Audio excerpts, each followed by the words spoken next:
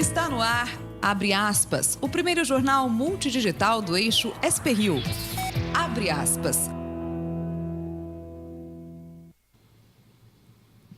Olá, muito bom dia. No ar o Abre Aspas, ao vivo dos estúdios da SP-Rio+, na Cassiano Ricardo, em São José dos Campos, São Paulo. Com transmissão simultânea, direto do Facebook da SP-Rio+, e também do Facebook do jornal O Vale. Comigo, o jornalista José Guilherme e o cientista político Leandro Betzeneri. Nosso comentarista convidado, sempre um prazer recebê-lo aqui, Leandro. Bom dia, Guilherme. Bom dia para vocês. E os destaques desta edição: gestão do Parque da Cidade de São José dos Campos vai ser terceirizada. Empresas do Vale duelam por corvetas para a Marinha. Região leste de São José dos Campos é líder em latrocínios no interior de São Paulo. Bolsa de Valores, alta recorde nesta quarta-feira. Maduro toma posse para mais um mandato na Venezuela. A gente vai para um breve intervalo e volta com o Abre Aspas.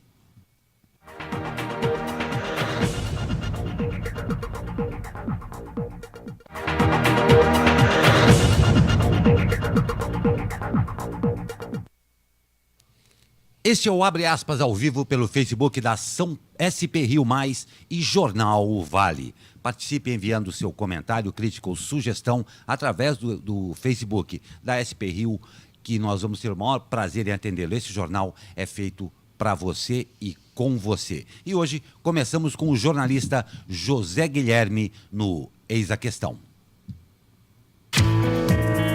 Eis a Questão.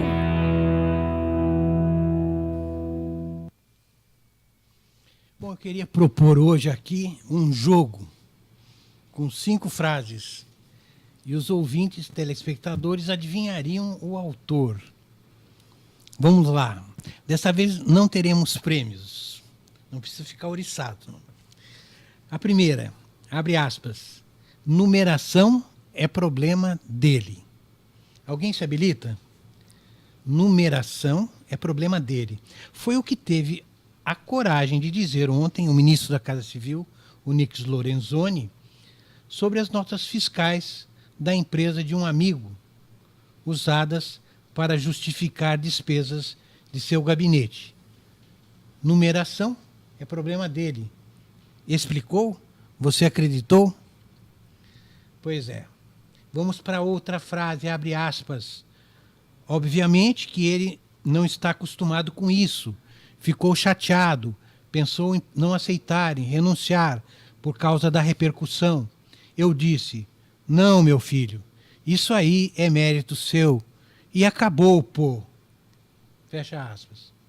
Bom, essa é do vice-presidente-geral Hamilton Mourão para a revista Piauí, ao comentar a promoção do filho, funcionário de carreira do Banco do Brasil, que vai assessorar o presidente do banco com um salário de R$36 mil, o triplo da sua antiga remuneração. Outra, abre aspas, talvez pudesse ser feita com mais carinho. Essa aqui é uma pegadinha. Essa frase também é do general Mourão, que criticou a maneira com a qual o ministro Lorenzoni demitiu seu pessoal. E na fúria de despetizar, acabou incorrendo em ilegalidades, como dispensar até mulheres grávidas. Bom, a quarta frase. Deixamos a teoria da evolução entrar nas escolas. Essa é fácil, hein? Alguém adivinha? Deixamos a teoria da evolução entrar nas escolas. A frase é da ministra Damares Alves, do Ministério da Família, defensora do criacionismo bíblico, em vídeos de anos atrás que agora circula na internet. A comunidade científica saiu matando. Por fim, a quinta fala de ontem. Abre aspas. A posição agressiva do governo Bolsonaro contra a Venezuela tem forte oposição no Brasil e contraria nossa tradição democrática. A frase é de quem? Essa também é fácil, vai. Só poderia ser mesmo de Gleisi Hoffmann, presidente do PT, que vai acompanhar a posse do grandíssimo democrata Maduro na Venezuela. É de chorar. Pois é, e eu vou pegar carona daí com você para um dos destaques daqui. O ex-motorista de ônibus e atual presidente Nicolás Maduro assume hoje seu segundo mandato como presidente da Venezuela, após vencer com quase 70% dos votos, numa eleição boicotada pela oposição e acusada de irregularidades. Seu novo mandato não terá o reconhecimento da Assembleia Nacional Venezuelana e de diversos países, entre eles Estados Unidos, Canadá e do Grupo de Lima, no qual o Brasil faz parte. O Peru, outro membro do grupo, chegou a proibir a entrada de Maduro, seus familiares e da cúpula de seu governo no país. Ele conta, porém, com o apoio do Supremo venezuelano e a lealdade absoluta da Força Armada Nacional Bolivariana, declarada pelo ministro da Defesa, Vladimir Padrino. Contrariando a Constituição, a posse não terá juramento do presidente perante a Assembleia Nacional, assim como o órgão não reconhece a legitimidade de sua eleição. Ele também não aceita sua autoridade e considera que o parlamento, controlado pela oposição, está em situação de desacato. O novo mandato tem duração prevista até 2025. Eu peço aí a primeira participação do nosso comentarista, cientista político, Leandro. Leandro, é uma situação dentro da nossa América do Sul que vem se perpetuando como uma questão difícil de se lidar. Como é que você vê aí dois momentos? A situação em si da Venezuela, que passa por essa tragédia que está acontecendo, e a repercussão disso para a democracia na América Latina. Como é que você vê isso aí? Então, eu acho que a gente tem que entender qual foi o processo disso, né? A crise na Venezuela não começa com Hugo Chávez, não começa com Maduro. A crise na Venezuela começa na década de 90. Os problemas relacionados à democracia na Venezuela já têm seu histórico ali no finalzinho dos anos 80 e começo dos anos 90. A gente tem a tentativa de assassinato de presidente, a gente tem a tentativa de um primeiro golpe do Hugo Chávez, né, de tomar o poder no começo da década de 90. Depois ele volta e aí ele consegue se eleger, ele faz um governo que, querendo ou não, ele reduziu desigualdades, ele conseguiu melhorar vários indicadores na Venezuela, baseado, claro, nos valores monetários aí que ele obtinha através do petróleo, né? Então, quando ocorre, de fato, essa queda do preço do barril de petróleo, a situação econômica da Venezuela, que é o principal produto da Venezuela hoje, o principal produto de exportação e principal, né, a principal commodity da Venezuela hoje é o petróleo. Entendeu? Ela tem uma das maiores reservas de petróleo do mundo, conhecidas, né? Então, quando o valor do barril de petróleo despenca, a economia que era lastreada nesse petróleo, ela vai para o vinagre. Então, a situação fica bastante delicada. E aí o Maduro, para tentar resistir a essas pressões internas e pressões externas também, pelo seu alinhamento ideológico oposto, né, em relação aos Estados Unidos e às principais potências do Ocidente, ele toma essas medidas e acaba tornando um governo que até então tinha sido democraticamente eleito em praticamente uma ditadura.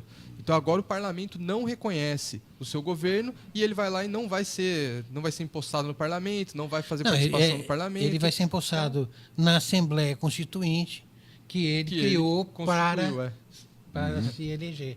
Então, assim, é uma situação lamentável. A Venezuela hoje já não é uma democracia.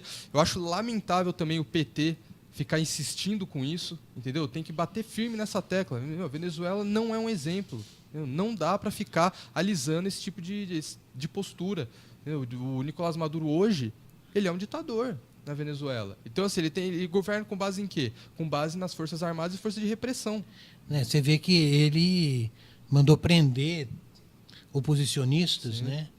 E tem massacrado todos os protestos, né? E além da criação de verdadeiras milícias, né? Sim, isso daí está levando a Venezuela a uma situação, cada dia que passa vai se agravando mais, né? Questão de hiperinflação, expansão, né? Um crescimento absurdo da pobreza, esse fluxo emigratório, as pessoas saindo de lá, Então, assim, o que esse cara espera? Investimentos internacionais saindo de lá. Daí a Rússia e a China se aproveitam disso. A Rússia já anunciou que vai investir 6 bilhões e que talvez construa uma base militar lá. Tentando se aproveitar dessa situação e justamente da fragilidade desse governo. E os governos da América Latina, ao invés de ficarem também vociferando, como o governo brasileiro está fazendo, de ficar latindo para o governo da Venezuela, o que deveriam fazer? Ter uma postura mais diplomática e tentar interferir no governo, né, em toda essa situação, não fazer uma interferência interna na Venezuela, mas tentar interferir e falar, olha, do jeito que está, não dá. Você é um país membro da América Latina, da América do Sul, enfim, fazia parte, não sei se está suspenso da OEA. Então, assim, a gente tem que usar os mecanismos legais que nós temos para tentar pressionar esse governo. O pessoal parece que anda esquecendo da diplomacia, né? Exatamente. Quer dizer, das negociações, sentar na mesa, tá? Dificilmente alguém vai conversar com o Maduro e já chega né, com 2 pés no peito dele. Né? Exato. E tem uma outra questão também. Se as pessoas são contra a ideologia da Venezuela, porque a Venezuela é um país aí meio socialista, não é na Constituição dela você pode ter propriedade privada. Então, assim, os meios de produção também podem ser privados. Então, não é um país socialista. Diga-se, Cuba está na Constituição de Cuba, apesar de que agora você pode ser proprietário de meios de produção. Você pode comprar aí um restaurante e ser o seu restaurante, administrar aquilo e ganhar dinheiro. A Venezuela, em relação ao Brasil, até pouco tempo atrás, nós tínhamos um superávit em relação ao comércio que nós tínhamos com a Venezuela. Então, nós vendíamos mais para eles, nós ganhávamos mais dinheiro com eles do que eles com a gente.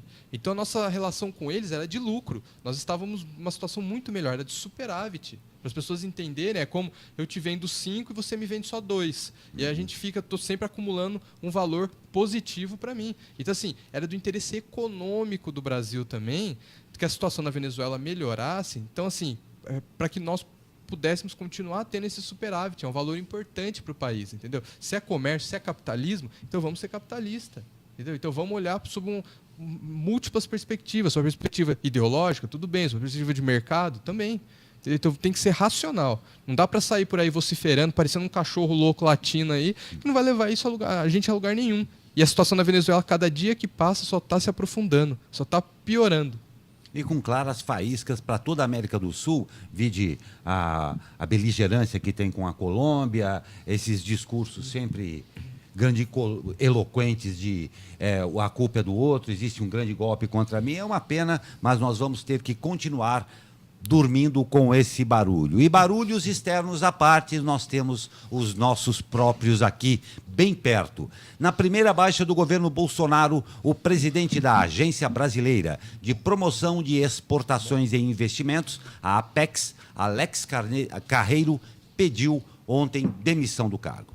A Apex é o principal órgão responsável por promover os produtos e serviços brasileiros no exterior e atrair investimentos estrangeiros para setores estratégicos da economia brasileira.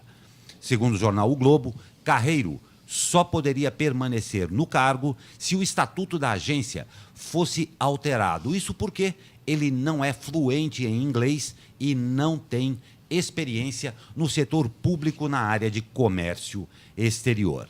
De acordo com o Ministério das Relações Exteriores, o já indicado para o cargo, Mário Vilalva, é formado em Direito pela Universidade de Brasília e, em 1976, ingressou na carreira diplomática. Serviu nas embaixadas do Brasil em Washington, Pretória, na África do Sul, e Roma, na Itália, além de já ter sido embaixador do Brasil em Santiago do Chile e em Lisboa, em Portugal. A gente estava comentando um pouco antes de iniciar essa edição aqui, esta primeira baixa tem uma série de repercussões, obviamente, mas como é que vocês veem o sentido de baixa que foi alardeado aí em toda a mídia e por todos os jornalistas?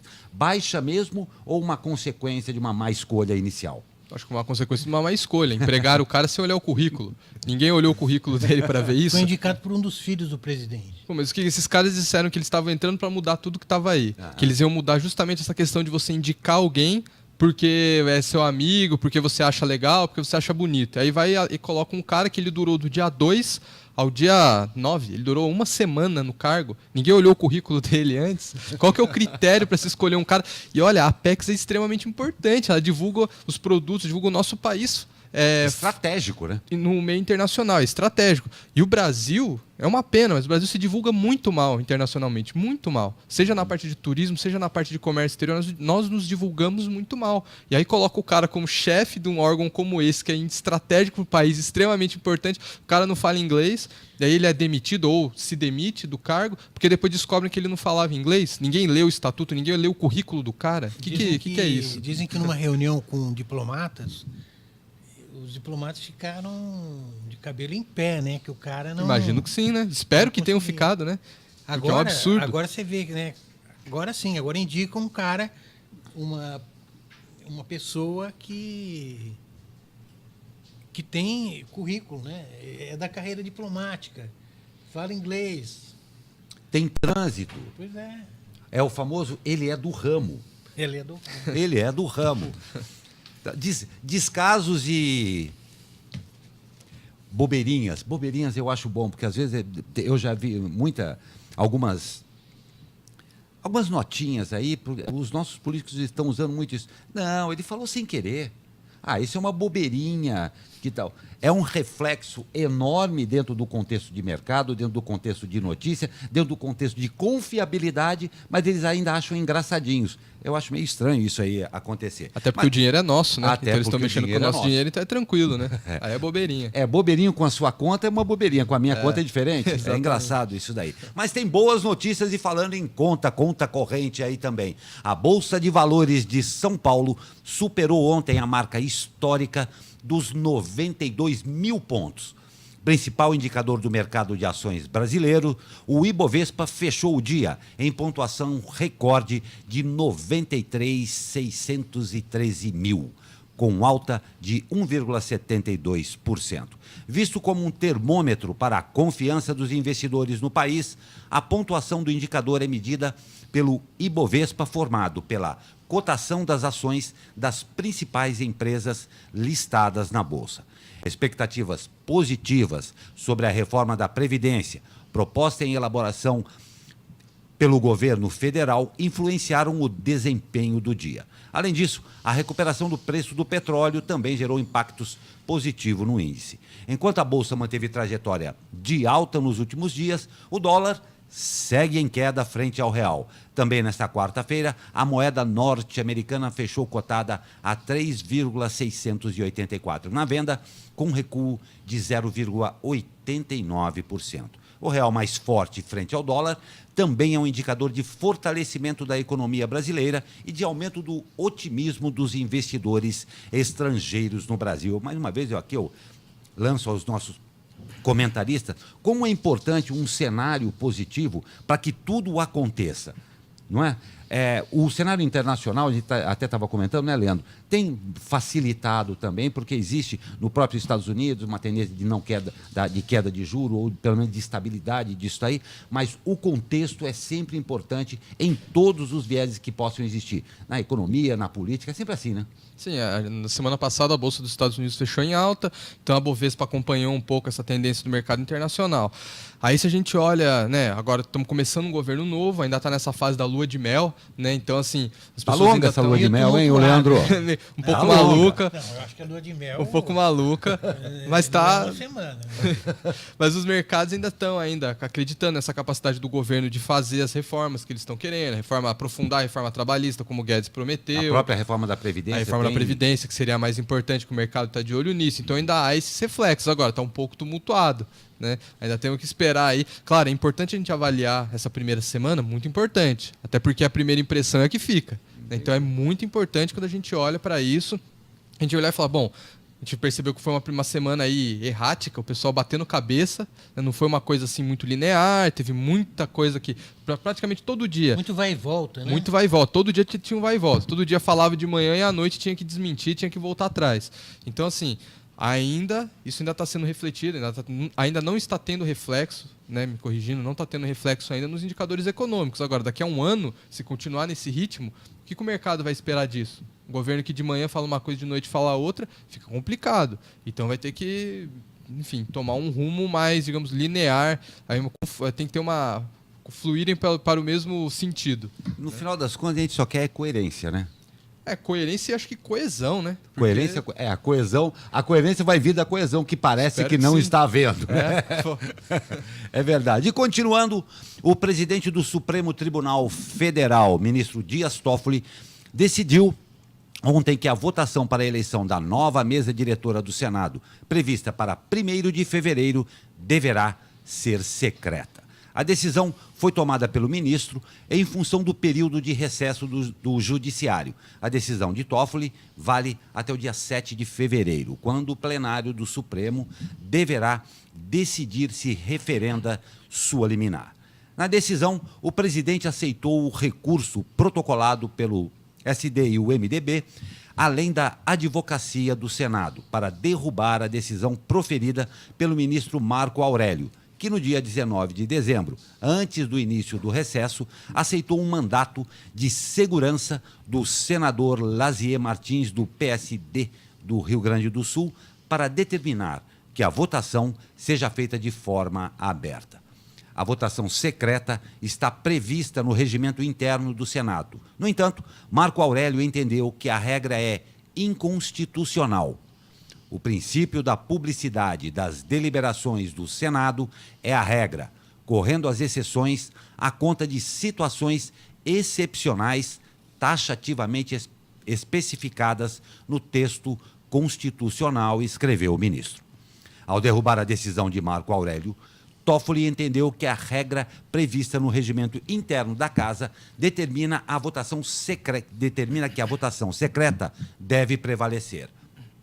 Noto que a modificação para a eleição vindoura, por meio de decisão monocrática, sem a possibilidade de análise pelo plenário da Corte, tendo em vista o recesso judiciário, implicaria em modificação repentina da forma como a eleição da mesa diretiva regimentalmente vem se realizando ao longo dos anos naquela casa. Ao passo em que a manutenção da regra regimental permite a continuidade dos trabalhos diretivos da Casa Legislativa nos moldes definidos por aquele poder, decidiu o presidente do STF. Mais cedo, em outra decisão, Toffoli decidiu manter votação secreta para a eleição da Câmara, também prevista para 1º de fevereiro. O ministro rejeitou o mandato de segurança protocolado pelo deputado federal eleito Kim Kataguiri, do DEM de São Paulo, que defendeu que a votação dos parlamentares para eleger novo presidente da Casa fosse aberta. Existem discussões aí pelo nosso horizonte com relação a isso? Muita discussão? Ou achas que já está praticamente resolvido isso? Assunto delicado esse também, né? Não. Se abre a votação, se permanece secreta. É um assunto delicado, né? Bem, enfim, o regimento da Casa diz que tem que ser secreta.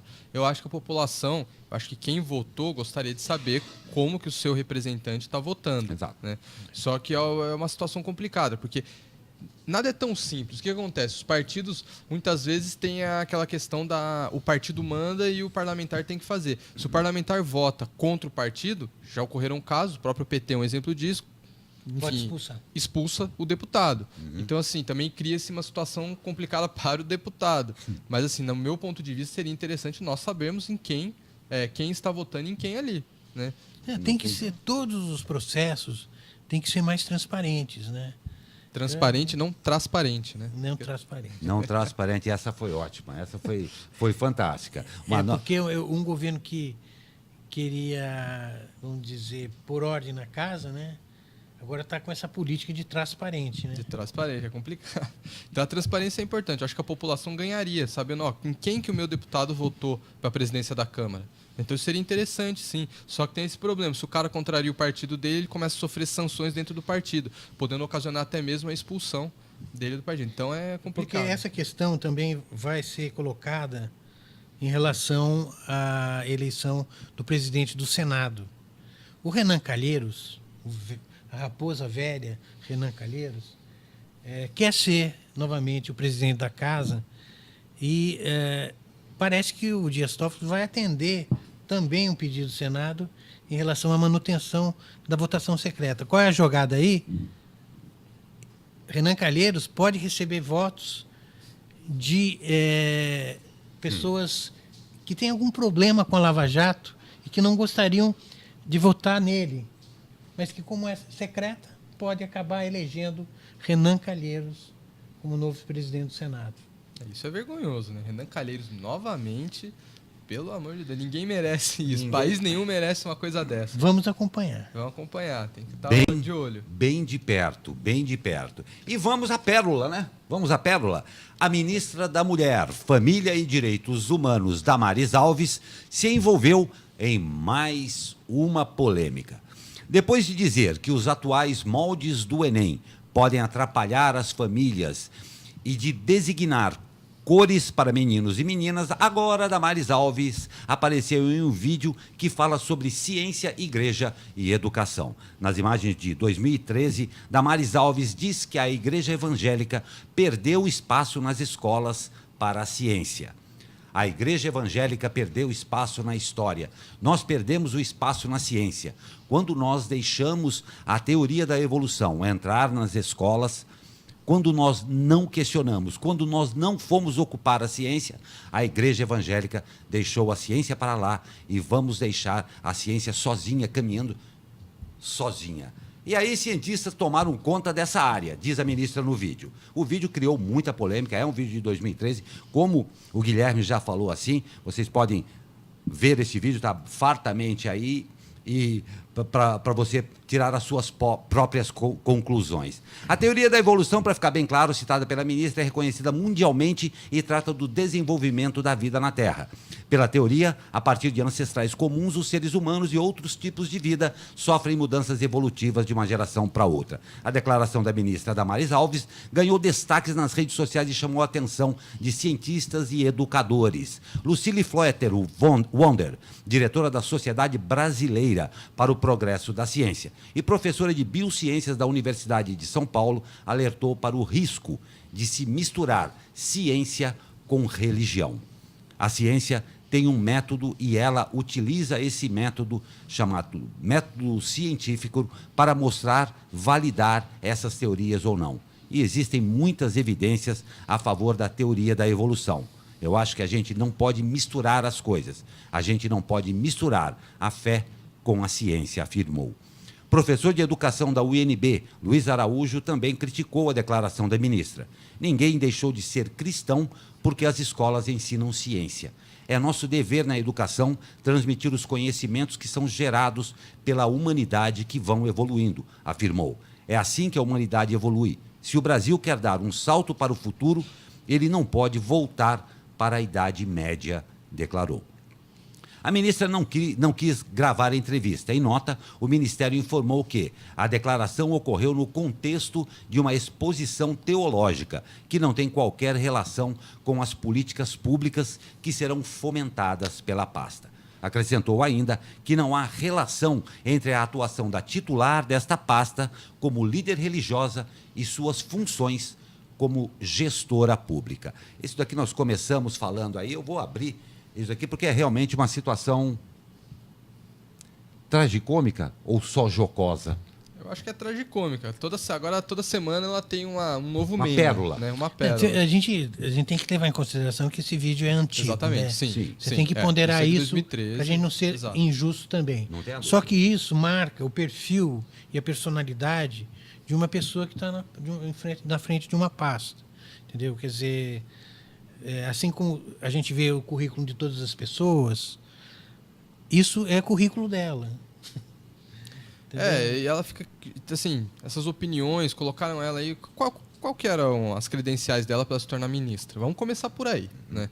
Qual que é o currículo dela ali para ela poder assumir uma pasta como essa? Depois, não para de dar esse tipo de declarações, no mínimo esdrúxulas, né? Falando um monte de besteira, e aí o pessoal agora está garimpando esse tipo de coisa na internet, caçando esse tipo de fala, e aí acharam mais uma pérola dela. Acho que ela vai mudar de ministério para o Ministério dos Memes, né? Porque ela está produzindo, a única coisa que conseguiu produzir até agora foi meme. Então, assim, ela está falando esse tipo de coisa, desculpa, minha opinião sincera, eu sou cristão, sou espírita, E aí, ando lado a lado, sou cientista, ando lado a lado com a ciência, não perdi minha fé por conta da ciência. Muito pelo contrário, até é o contrário. Eu acho que minha fé se torna maior quando eu embaso ela na ciência. Então, assim, ela tá falando coisas aí que não faz sentido algum. Questionando teoria da evolução. Aí ontem o Olavo de Carvalho, que é o guru do Bolsonaro, veio questionar que se a Terra gira ou não em torno do Sol. Um absurdo. Onde se viu querer rever isso também, né? Quer rever isso. Vamos acabar com Galileu, vamos acabar com Einstein, vamos pegar esse pessoal aí, não adianta. O importante é a Terra é plana, o Sol gira em torno da Terra. Onde que a gente tá? O pessoal tá querendo voltar para a Idade Média? O que eles têm na cabeça, sabe? Pensa um pouco antes de falar besteira, porque agora eles são figuras públicas, né? Então tudo bem, esse vídeo é antigo, mas o vídeo do menino veste azul e menina veste rosa é da semana passada, né? Eu acho engraçado porque... Ele vem sempre de rosa agora. Hoje eu tô menino, tô de azul, então... E ainda teve que sobrar para mim, né? E hoje nós dois aqui, ó, combinamos, já tinha notícia, novamente nós combinamos. Nós tiramos para o ímpar, para o azul e para o rosa, não foi, Guilherme? Foi, mais ou menos. Assim. Mas perdeu. Você perdeu, exatamente. Mas sabe uma outra coisa? Talvez numa sanha de precisar falar alguma coisa diferenciada na mídia, numa entrevista ou qualquer coisa, acaba se perdendo a mão, porque as coisas estão ficando... Perdeu-se a mão, estão ficando fora de sentido quando um ministro vem, a Terra gira... Então, é uma necessidade. O guru do O guru me vem e me dá uma declaração dessa. Nós, a gente tem um maior cuidado com o que vai comentar ou como vai comentar. Como disse o Leandro, essas pessoas que estão nesse nível de exposição e com esse tamanho de responsabilidade, talvez tenham esquecido que a época de campanha acabou e o que nós queremos agora é gerenciamento disso aí. Então, muito mimimi, adorei o Ministério dos Memes, viu, Leandro? Vou usar muito mais vezes. A gente vai para um rápido break aqui e voltamos com o tempo e, claro, as notícias regionais. Até já.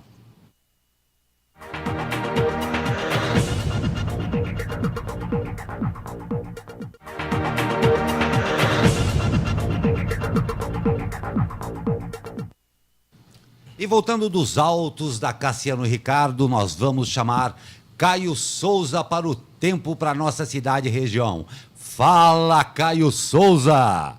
Fala, Glauco Turzi, muito bom dia. E essa quinta-feira vai ser mais um dia de bastante sol e calor aqui na nossa região. O dia vai ser de céu com poucas nuvens e temperaturas elevadas, assim como ontem.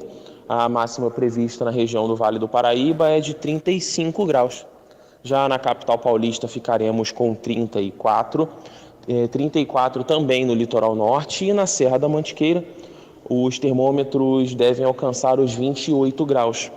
Por causa deste forte calor, no final da tarde podemos ter pancadas de chuva de forma isolada e rápida. Mas essas pancadas podem vir acompanhadas de rajadas de vento e raios. E por conta dessas rajadas, a gente precisa ficar atento à queda de árvores, né, caso essas pancadas ocorram. Só adiantando um pouco o tempo, o restante da semana, inclusive o final de semana, deve seguir mais ou menos esse roteiro, com bastante calor, bastante sol e no final da tarde essas possibilidades de pancadas de chuva isoladas. Caio Souza, direto da Sala de Operações do Tempo Vale, para o jornal Abre Aspas. Pois é, eu não sei, tenho certeza que eu não sei vocês aqui, mas durante essa semana eu tenho sofrido com esse calor, porque não foi brincadeira, não. Não, foi assim, eu nunca vi. Tá bem, sinceramente. Calor intenso. Vamos ver se vai chegar no final de semana quente também, se não vai vir chuva, né? Segundo o Caio Souza, a previsão é essa daí. O importante é que, segundo o Caio Souza, vai dar praia nesse final de semana. Mas o calor tá sufocante mesmo. E vamos para as notícias da região. Começando com uma notícia sempre muito triste para a gente. A região leste de São José dos Campos teve mais da metade dos latrocínios, que é o roubo seguido de morte, durante o ano de 2018. A cidade fechou 2018 com 11 vítimas de latrocínio no total. Destes, 7 aconteceram em bairros da zona leste de São José.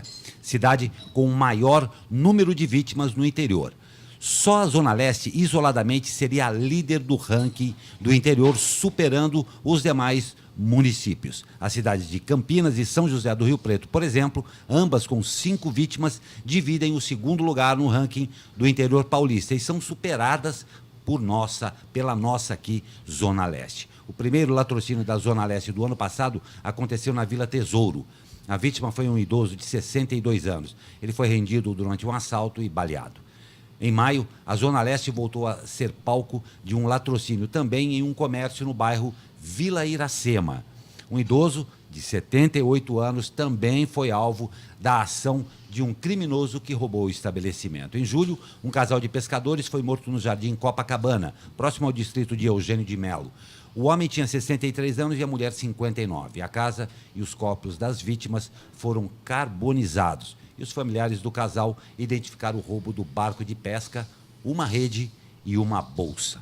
Em agosto, 2 homens incendiaram a residência de um idoso durante a madrugada na Vila Majestic. Após a ação, a vítima, de 85 anos, morreu intoxicada pela fumaça. Os assaltantes levaram apenas um celular. Um policial militar aposentado de 52 anos foi morto em novembro em um roubo a uma pizzaria no campus de São José. O ex-policial reagiu à tentativa de assalto que resultou em uma troca de tiros. Ambos foram atingidos e faleceram. Falamos tudo isso aí só para evidenciar uma coisa muito triste: a gratuidade da violência. Pois é, o que me chamou a atenção nesses casos aqui, que tem pelo menos uns 3 deles envolvendo idosos, né? Exatamente. É uma coisa tão covarde, né? Covarde. E uma gratuidade. E você vê o que foi roubado. Um foi um celular, o outro levaram uma bolsa e uma rede de pesca. Eu ouvi uma frase há um tempo atrás que eu acho que é uma coisa que acaba tendo uma contemporaneidade muito forte também. Existe generalizado uma banalização da violência e da maldade, que é uma coisa que a gente precisa ficar muito atento enquanto cidadão, enquanto sociedade. Não sei se vocês acham. Não, exatamente, acho perfeito. Tem que tomar muito cuidado mesmo com essa banalização, né? Inclusive banalização essa que vem dos nossos próprios políticos. Não tem a menor dúvida. O governador... É o contexto todo. Né? Exatamente. O governador do Rio de Janeiro, durante a campanha, só ficava falando em dar tiro na cabeça de traficantes. Só ficava falando isso. Ele não entende que isso chega no ouvido das pessoas, não só de pessoas de bem, mas também de pessoas que estão ali mal intencionadas, que acabam banalizando isso. Então, assim, uma situação lamentável. A gente já discutiu isso semana passada, né? Zona Leste de São José, ela carece, ela não tem equipamentos públicos importantes, como, por exemplo, parques. Não tem um parque na Zona Leste, não tem um teatro na Zona Leste, não tem um shopping, se a gente for pensar na Zona Leste, da iniciativa privada. A gente não tem cinema. Então, assim, a pessoa que mora no extremo, a gente não está falando da Zona Leste aqui, do Vista Verde, Jardim Diamante, a gente está falando do fundão da Zona Leste, entendeu? Lá do fundo, das zonas mais distantes do centro. Você falou aí de Eugênio de Melo, né? Enfim, do Santo Inês. Então, assim, não tem. São locais muito longínquos. O poder público ali não se faz muito presente. Então é complicado. Isso daí, a solução só colocar a polícia lá não vai resolver. Não vai resolver, primeiro porque a própria polícia, em função de orçamentos também, não tem essa capacidade toda de poder estar presente em todos os lugares, e a gente tem que passar por essa coisa. Todos nós temos que pensar muito seriamente com relação a essa banalização da violência e da maldade na cabeça de cada um. Isso é muito perigoso mesmo. Mas tem boa notícia também. A Marinha do Brasil adiou para o primeiro trimestre de 2019 o resultado da concorrência para comprar 4 corvetas, que são navios de patrulhamento e defesa da classe Tamandaré, pacote estimado em 1,6 bilhões de dólares. Inicialmente prevista para o final de 2018, a decisão será divulgada até o final de março de 2019, segundo a Marinha. 4 consórcios foram selecionados pela Marinha para disputar o contrato, entre 9 propostas recebidas. Os grupos concorrentes contam com 3 empresas do Vale do Paraíba: a Embraer, a Mectron e a Caer. As entregas dos navios estão previstas para o período de 2022 a 2025. Cada corveta custará cerca de 400 milhões de dólares. Especulou-se que o adiamento teria sido motivado pela posse do presidente Jair Bolsonaro em 1º de janeiro. Em nota, a Marinha negou a questão política e explicou o motivo do adiamento do resultado. A única razão que motivou a alteração do calendário pré-estabelecido para a decisão final foi a necessidade de análise de informações adicionais relativas às propostas finalistas. A Embraer Defesa e Segurança integra o consórcio Águas Azuis, ao lado da ThyssenKrupp Marine System, conquistando o contrato. A ATEC, subsidiária da Embraer, fornecerá o sistema de gerenciamento de combate dos navios em cooperação com a Atlas Electronic, subsidiária da ThyssenKrupp. Também disputam a concorrência os consórcios FLV, Vileganon, com participação da Mectron de São José dos Campos, e Damen Saab Tamandaré, da empresa sueca Saab, parceira da Embraer no projeto do caça supersônico Gripen NG e que conta com a AKR de São José dos Campos. A empresa que vencer será responsável pela fabricação, montagem e entrega. A empresa que também vencer a concorrência da Marinha será também responsável pela fabricação e montagem e entrega de uns subsistemas que serão instalados nas corvetas. Um projeto como o das corvetas Tamandaré será uma importante vitrine para a AKR, mas a satisfação maior é poder aplicar todo o nosso conhecimento e tecnologia desenvolvida ao longo desses anos em uma nova área, que é a naval, disse César Augusto Teixeira Andrade Silva, fundador e CEO da AKR. As empresas da região se beneficiam das regras da concorrência que prevêem 30% de conteúdo nacional para o primeiro navio e 40% para as demais embarcações. Todos os componentes e sistemas que compõem o projeto terão que ter tecnologia nacional. Então, estamos vendo aí também uma reação nesse sentido. E o governo Felício Ramute iniciou a busca por uma parceria para terceirizar a gestão do Parque Roberto Burle Marx, o parque da cidade aqui em São José. A Prefeitura de São José dos Campos realizou, nesta quarta-feira, uma reunião para atrair entidades interessadas. Foi firmada uma parceria gratuita com o Instituto Semeia, organização sem fins lucrativos, responsável por estudos sobre parcerias privadas em parques, como, por exemplo, o edital do Parque do Ibirapuera, em São Paulo. O Parque da cidade de São José ocupa uma área de 960 mil metros quadrados.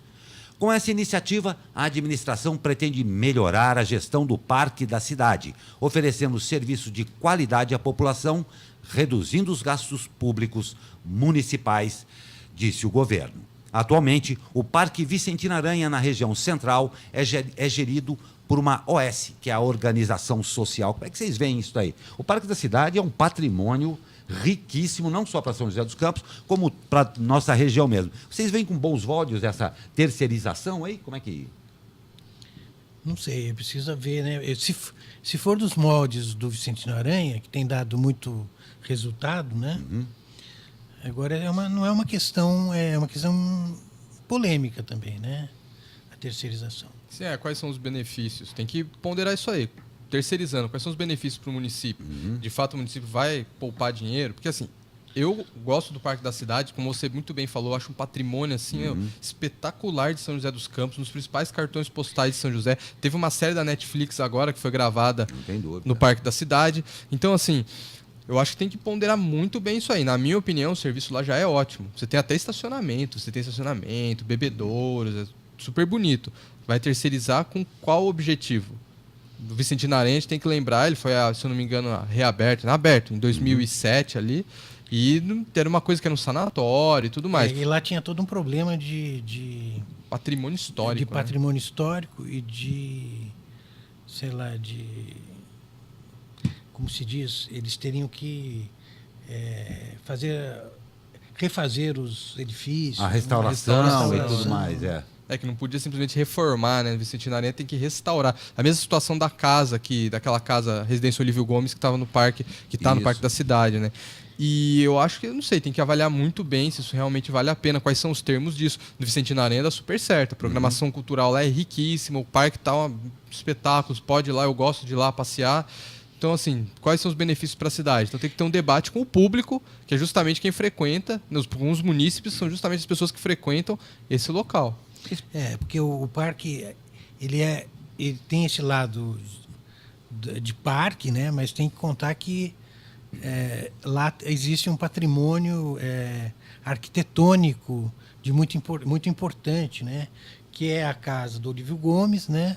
Um patrimônio da arquitetura modernista, né? Paisagístico também, do E, Burle Marx, né? e o paisagismo dos jardins do Burle Marx, né? Então, realmente, sem contar aquela Alameda de Palmeiras, né? Exatamente. Que é uma coisa bastante histórica, né? Histórica. Essa Alameda de Palmeiras que a gente vê na continuação aqui no centro da cidade, né? Era uma Da João Alameda, Guilhermino, né? era uma Alameda só, né? Era uma alameda só. Esperamos todo, o nosso interesse é que melhore sempre e, claro, acima de tudo, se preserve, porque nós estamos vindo aí também de um tempo de se perder grandes patrimônios, o Museu da Língua Portuguesa, o Museu Nacional. Então, atenção ao patrimônio público, não se trata só de prédios e histórias contadas, o patrimônio tem que ser preservado e, para isso, vale a pena se pesquisar, desde que bem feito isso daí. Vamos ao esporte, que o meu amigo Pedro aqui da redação já estava tendo um chilique aqui. Mas começamos, e infelizmente foi hoje difícil saber qual notícia seria dada primeiro. Começamos por uma não tão boa.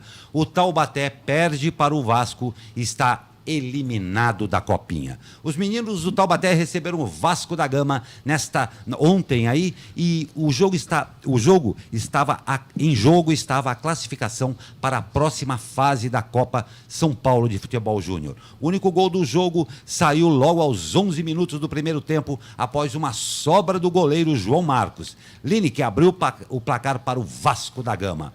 Com a derrota, o Taubaté esperava o jogo entre Tubarão e Carajás, que jogavam mais tarde. O time catarinense superou os paraenses pelo placar de nada mais, nada menos que 5-0, chegando aos mesmos 4 pontos do Taubaté, e com um saldo de gol superior ao Burrinho da Central, garantindo assim a eliminação dos taubateanos no torneio. O Taubaté se despede da Copa de São Paulo com uma vitória, um empate e uma derrota. O outro eliminado do grupo foi o Carajás, que ficou na lanterna do grupo com apenas 1 ponto. Mas tem boa notícia também, não é, Pedro? Tem boa notícia também. O vôlei Taubaté recebe Campinas pela Copa do Brasil após um período de férias. O Taubaté volta à ação nesta quinta-feira, quando enfrenta o Campinas em jogo válido pela Copa Brasil de Vôlei. O torneio reúne os 8 melhores colocados do primeiro turno da Superliga Nacional Masculina, que disputam entre si um mata-mata simples. Quem vencer o confronto garante vaga na próxima fase do torneio, onde enfrenta o vencedor do duelo entre Sesc do Rio e Minas Tênis Clube. Na fase final, os times vencedores se reunirão na cidade de Lages, em Santa Catarina, para a disputa do título nos dias 26 e 27 de janeiro. O Taubaté busca o seu 3º título. A equipe conquistou o torneio em 2015 e 2017. A partida está marcada para as 20 horas no ginásio do Abaeté. Desta vez, não haverá a tradicional troca de ingressos por alimentos não perecíveis. Para o jogo de hoje, a entrada será, olha que coisa boa, totalmente gratuita aos torcedores.